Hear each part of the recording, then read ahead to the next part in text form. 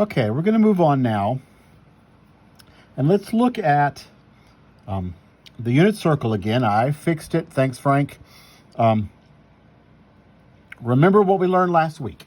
If I put an angle in standard position, that means that its initial side is here and its terminal side is somewhere else, and XY is the point on the terminal side of the angle that lies on the unit circle, then let's call the angle theta.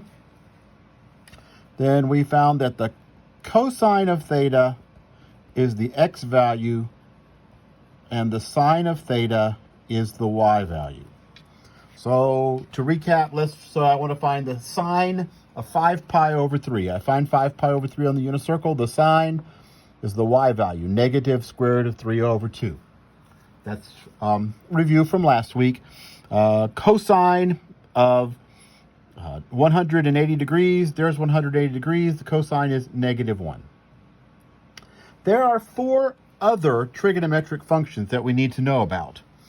And we have the sine and the cosine, and the next 2 are the tangent and the cotangent, and then we're going to have the secant and the cosecant. So those are the sine and the cosine. The next one that we're going to learn about is the tangent of theta. The tangent of theta is defined to be the y value divided by the x value, and the cotangent of theta is the x value divided by the y value. Notice that the tangent and the cotangent are just reciprocals of each other. The tangent is y over x, and the cotangent is x over y. We're going to do some examples of these things in just a moment. And the other 2 are the secant. The secant of theta is 1 over x, and the cosecant of theta is 1 over y. It's very important to notice that these things might not exist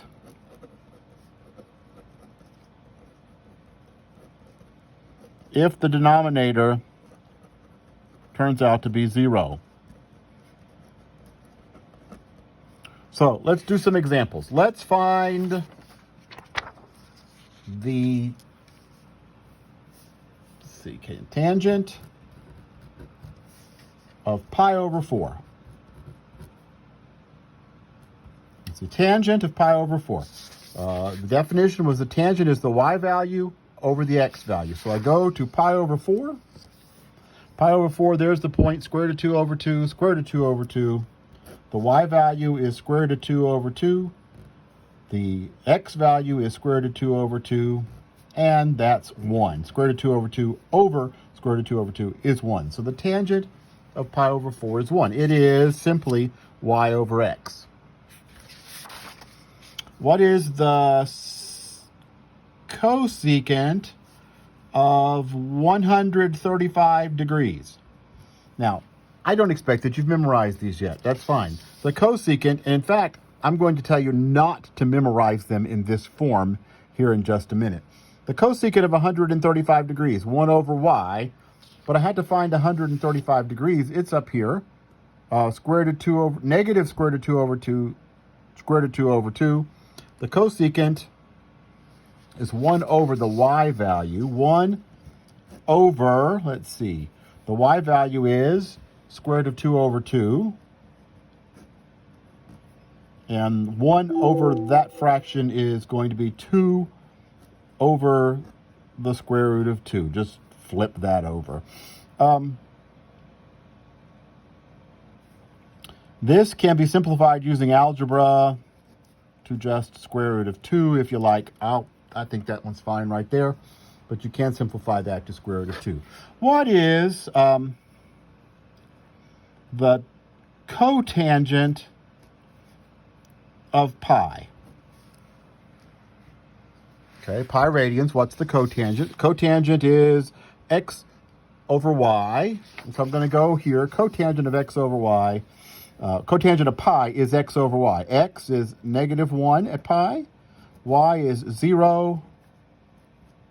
This is negative 1 over 0. Undefined. The cotangent of pi is not defined. So we just say the pi doesn't have a cotangent. 180 degrees doesn't have a cotangent. It has a cosine and a sine. It turns out to have a secant, but not a cosecant. It has a tangent, but not a cotangent, because denominators will be 0 on some of those.